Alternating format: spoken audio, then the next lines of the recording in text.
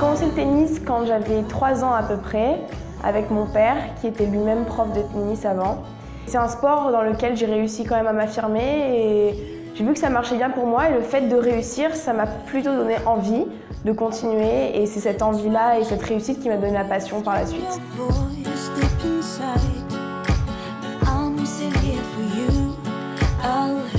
Quand j'ai commencé à monter dans les niveaux et à étudier de plus en plus intensivement et progresser dans le tennis et m'entraîner plus intensivement, que là j'ai compris les difficultés qui s'opposaient à moi. Il y a eu pas mal de moments où c'était assez compliqué, où c'était quelques sacrifices quand je partais en tournoi et que je laissais mes copines à l'école, c'est-à-dire quand je partais pendant 1 mois, forcément il y a des liens qui se créent quand on est là, mais quand on part, il y en a qui se délient.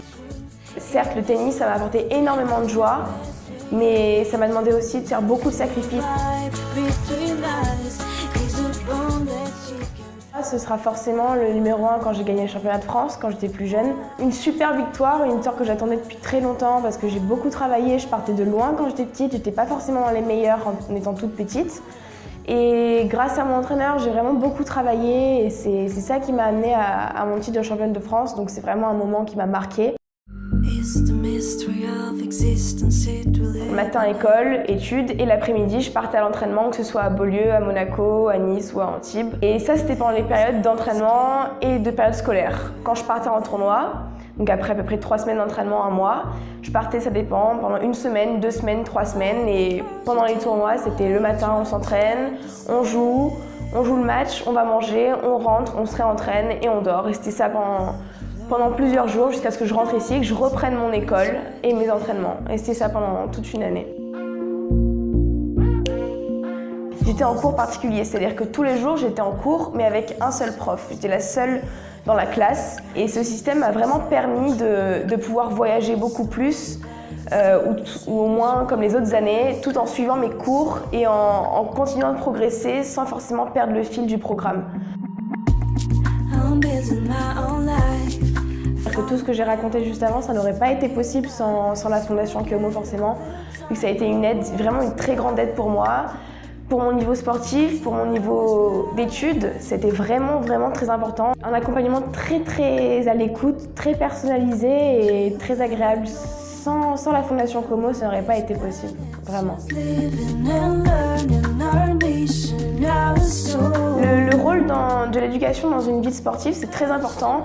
Il y a peu de sportifs qui le comprennent ça parce qu'aujourd'hui, beaucoup de sportifs et de sportives arrêtent les études en parallèle de leur sport pour se consacrer uniquement à leur sport. Si jamais demain je me blesse, si jamais je n'ai plus envie ou si je n'y arrive pas, comme beaucoup d'autres sportifs, j'ai envie d'avoir un diplôme derrière, j'ai envie de continuer ma vie, j'ai envie de faire ce qui me plaît dans la vie et j'ai envie d'avoir un niveau d'études suffisant pour me permettre d'avoir une vie que je souhaite avoir. Les études permettent d'avoir une pensée et une clarté d'esprit.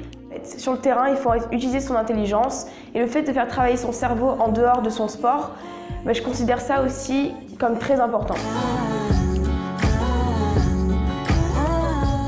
C'est un nouveau chapitre qui commence pour moi, les États-Unis, où je vais sûrement partir en janvier prochain, vont me permettre d'allier tennis et études. Donc ce sera vraiment un double projet encore une fois, qui sera vraiment très bien adapté là-bas, où j'aurai une bourse qui me sera dédiée pour me permettre de continuer mon double projet. Vraiment, vous avez beaucoup de chance, parce que moi j'en ai bénéficié et ça a été vraiment d'une très grande aide pour moi, j'en suis très reconnaissante.